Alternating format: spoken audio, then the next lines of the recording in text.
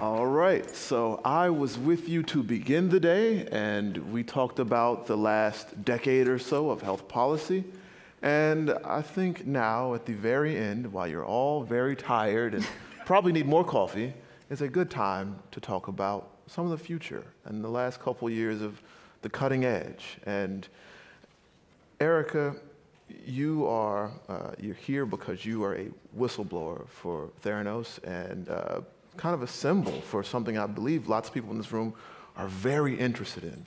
Can you talk about exactly why you think the public is fascinated with Theranos and with this story of whistleblowing and misconduct in Silicon Valley medicine?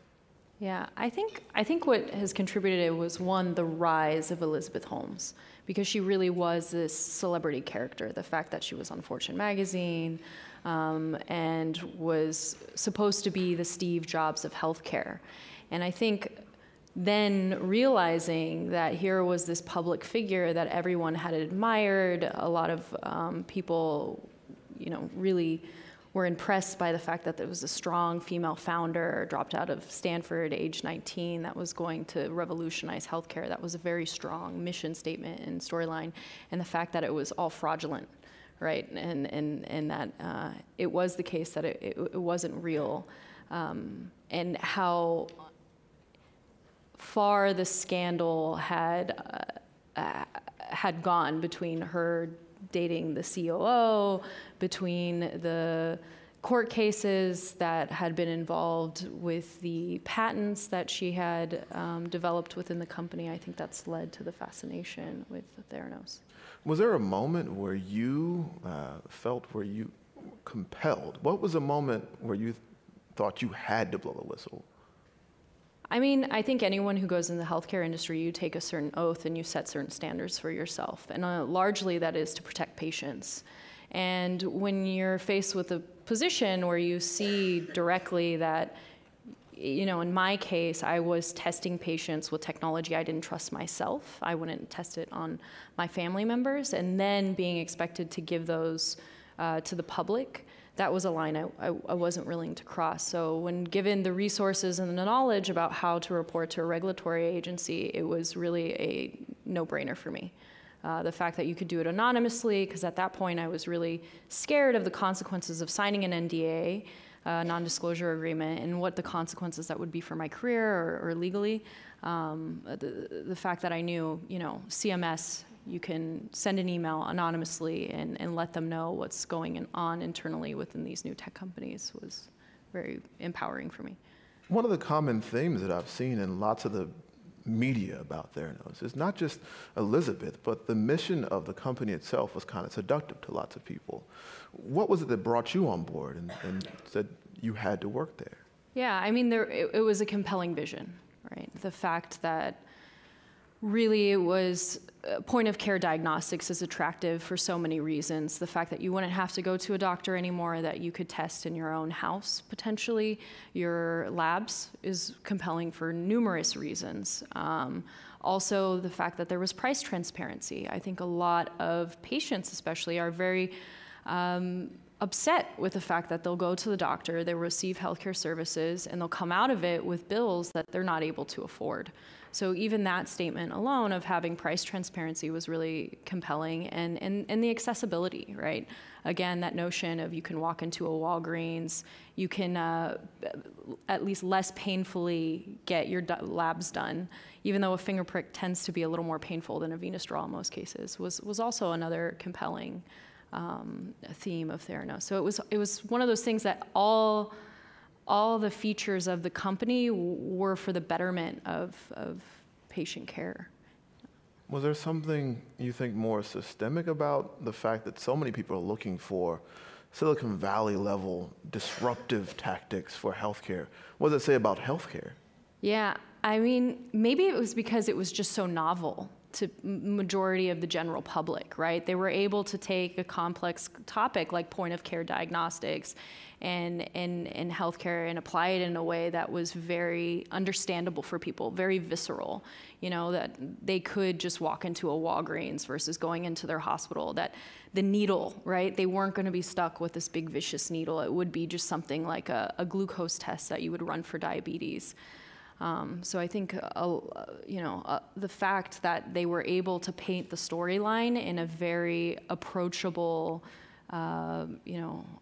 way for the general public was probably what made it a bit more compelling. Now, I want to remind everybody for the last time about Slido.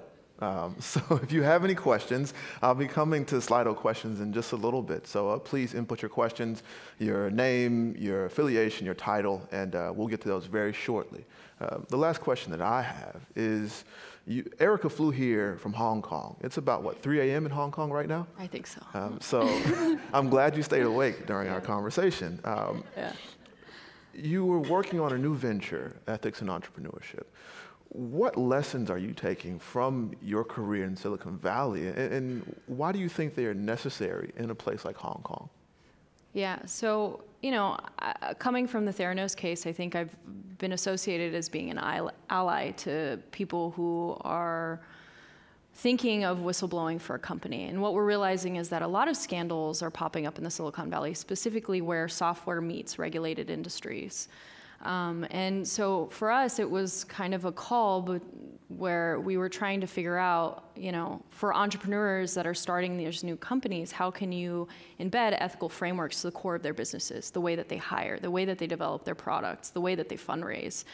And then also for investors, how do you prepare investors that when they've already invested in a company, how do they assess, is this company that's in healthcare abiding by the regulatory measures that they need to be? And then also for tech workers, how do tech workers be incentivized and have access to the knowledge that they need to know that if they see a company behaving badly, that they feel comfortable enough to come forward? In Asia, where there is a lot less, I would say, clear-cut regulatory structure and sort of rules that people need to abide by. So this kind of instigated us to start this organization, both in the US and in Hong Kong. We have our first question on Slido, and it's from Eric, and it's, even if Theranos technology had worked, why did no one point out that the business model was based on ineffective screening tests, not real diagnostics? I don't know. I think, if you look at a lot of the VCs that are in the Silicon Valley, they'll have justified going into the healthcare space because they feel like the problem with biotech in general is that really what you need to create are new business models in order to create these sort of innovative companies within this space. So maybe they were banking on that idea. Maybe it was the case that, really the pricing that was occurring in biotech was a result of sort of preconditions of, diagnostic companies wanting to do the same thing over and over again versus sort of new models where you could just have price and transparency and pay for things based on the cost and a margin on top of that for the test that we're being tested on. A follow-up from me here is, I think lots of what we call disruption or innovation from Silicon Valley is actually avoidance of regulation in lots of cases. And we know healthcare is the most heavily regulated industry in the country. Is that part of what you believe sort of the desperation for reaching out there is? That the people feel constrained by regulation and want to get around it, and Silicon Valley offers kind of a valve? Yeah, I think no one wants to admit that they're kind of trying to evade regulators and trying to find those loopholes. But in the case of, Theranos, it was a very strong case in that. The fact that they had found this loophole between, the FDA and the Center of Medicaid and Medicaid Services. The reason why Theranos was able to test on patients, because they claimed that they were doing laboratory-developed tests and that they weren't actually distributing a medical device, which requires FDA approval in order to do that. So you do see a lot of behavior in this way of trying to figure out, okay, where can we kind of do our gymnastics to find those gaps in the current regulatory landscape in order to start new companies. Whether everyone is trying to play by that methodology, it's hard to say. There are plenty of tech companies that are also out there that decide to go regulatory first, whether those are wearable companies or medical device companies or other biotech companies in the point of care space. The next question is, following the Theranos case, what will the regulatory implications be on Silicon Valley health companies in the future? Yeah, I think we're already starting to see it, right? There's a lot more skepticism going around in terms of, the way that people are, Ubiome just got in trouble for the way that they were billing patients and billing insurers. You're having actual regulators, whether it's the FBI, whether it's Center for Medicaid and Medical Services or the FDA, coming in and starting to be much more wary of the claims that these tech companies are saying and actually enforcing sort of investigative teams to see what's going on within those companies.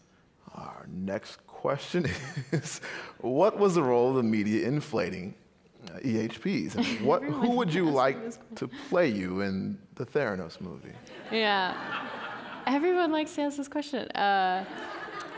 So, I think the media did play a really big role in inflating Elizabeth Holmes, right? Everyone wants to see a successful female founder in one of the hardest, industries, which is biotech, right? Like, of course we want to support entrepreneurs who are doing good things in this space. That's very normal, that's very natural.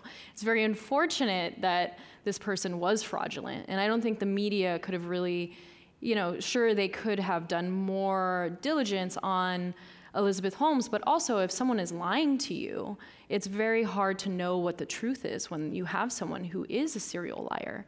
That there's just, no way to really suss that out. So they definitely did help inflate her to this standard that is very hard for any human being to live up to, but it was also very difficult when they weren't being given facts. And then in terms of the movie, I don't know. Again, Hollywood, Asian American representation would be very nice. So, yeah, that would be my only request. Oh. I do have a follow-up, and as a member of the media, as somebody who is always kind of captured, our goal is to find the story, right? What do you think are ways that we in the media can perhaps safeguard ourselves against inflated stories like this, and ways we can actually keep an eye on the ethics components, especially with health stories? Yeah, ask the surrounding experts. Right, I think a lot of, Theranos was really funded by high net worth individuals who weren't necessarily in the biotechnology space. But if you had asked a lot of people who were in diagnostics and who were in that field, they were very skeptical. Just so many things were not adding up to them about the story, but they had no connection to why they should go and tell everyone why Theranos is a scam. So if you're a media person and you're reporting on the healthcare industry, talk to the experts, talk to people that have worked in this space for, decades upon decades, and ask their opinion. And that's probably at least one thing that you can do to maybe safeguard yourself from a fraudulent story. And very quickly, given the personal stakes, and I believe that means sort of the stakes that everybody has in healthcare, do you think the high velocity pace of tech is mismatched for healthcare? I think, I think we need to be more cautious with healthcare. There is a reason why healthcare moves slowly. It moves slowly because patients' lives could be at risk, right? It is a high-risk endeavor. I don't think it necessarily has to be a mismatch, but I think we need to align the risk with the development of the technology and be very cognizant of those sort of timelines and kind of the way that the product is built in combination to the amount of risk that you're putting, say, patients in. But I would hope that it wasn't mismatched, right? I think all of us are hungry for innovation within healthcare and want to see new biotechnology products being developed. We just have to do that with a sense of caution and awareness of basically patient safety. Well, thank you so much for joining us from Hong Kong, and good luck in ethics and entrepreneurship. And thank you all for your excellent questions and for making it to the end of the day. Thank you.